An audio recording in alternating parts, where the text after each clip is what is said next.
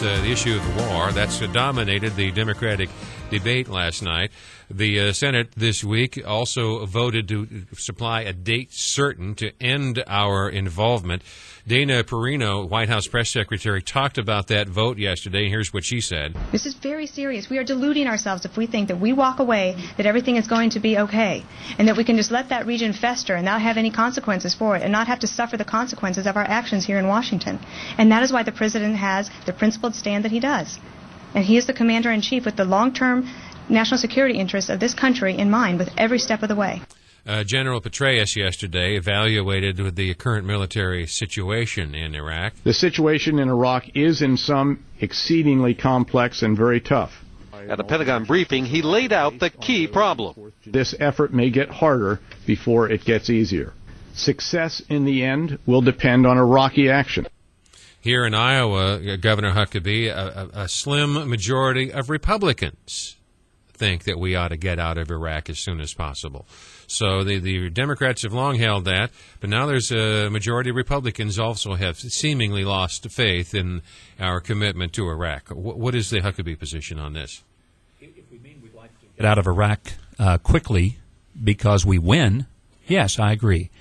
But if we mean we're just going to pull out, cut, and run because it's proven to be more difficult, then we not only lose our credibility forever, we demoralize our military, but we end up with an absolute disaster, not just in Iraq, but in the entire Middle East that will spill to the rest of the world, including our own shores.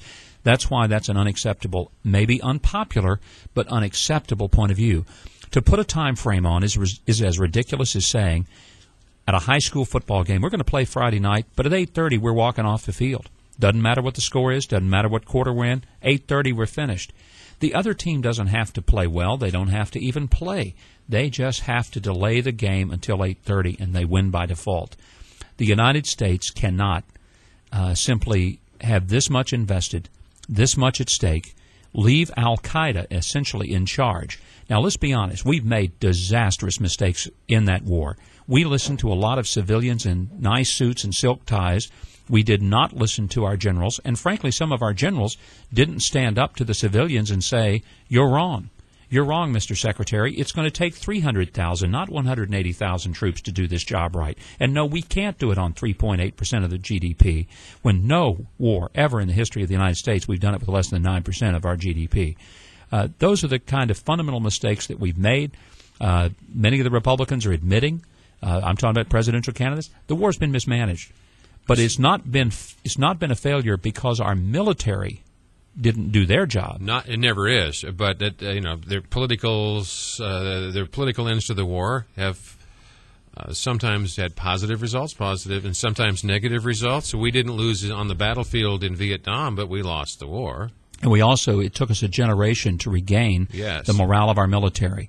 And we can't do that. But it's not about just that. It is about our own safety and our own long-term interest. But there are several things that ought to be done. First of all, bring in our best military advice and follow it. Secondly, let's accelerate in a 10-year period of getting rid of our dependence on foreign oil and say, let these guys 10 years from now drink it, wash their hair in it, take a bath in it. They can cook French fries in it, but we're not going to be letting them hold us hostage over it anymore.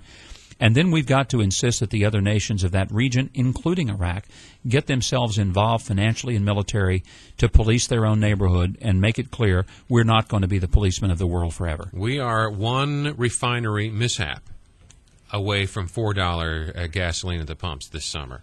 Or more. We are extraordinarily in a fragile position relative to that very same issue of the oil dependency on the Middle East. We haven't had a new refinery in over 20 years. We refuse to drill Anwar. We won't drill the outer continental shelf. So the oil capacity that we even have that would get us through temporarily, we're not doing, and we're not developing the level of biofuels and ethanol, wind and solar. Jan, one thing that would do is every time Nancy Pelosi and every time Harry Reid make a speech on the steps of the Capitol in a news conference, put a big windmill up and capture the hot air, and we'd power America's energy supply for at least a week. All right, so what would be your plans to do all these things? You say invite the more military directly into the decision-making process. What more can we do than the president is doing on the issue of Iraq? Well, the president, I think, has lost the confidence of Congress and in many ways, the confidence of many of the military leaders. It will require, I think, new leadership to say we're actually going to listen. We're not going to tell you what the parameters are and force you to get it done. There's a long time between then and now. Well, there is a long time, and we have any capital, even assuming you're elected, would you have any capital at all to get to remobilize in another surge or whatever they would recommend 2 years hence when people are already sick of this? Well, we don't know where we're going to be 2 years from now. That's the first thing. The Democrats may literally cut the funding, and we may be home by then. General Petraeus' strategy may work by then. The Iraqis may get their act together. Any of those things can happen. That's one thing about being president. It's like being a governor, that you never know what your job is going to be that day. What's my best guess of the war? What's your educated guess, given what you think we know now? I think if we continue to press the Iraqis and they begin to see what's happening on this side, they may, in fact, be forced to step up their responsibility in bringing some control of the civil unrest that's there.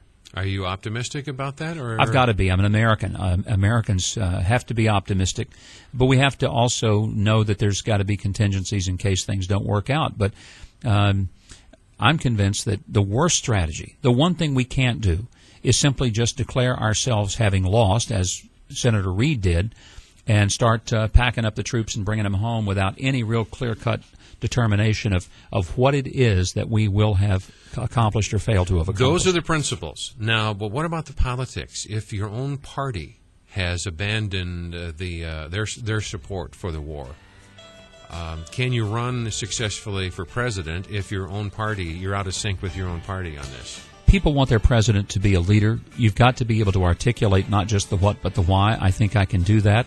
And over the next few months, we're going to find out. But I think most of the Republicans in the presidential race do believe that cut and run is not the right strategy for the long-term success of this country. Governor Mike Huckabee, thank you for joining us. Thank you, Jan. Always a pleasure.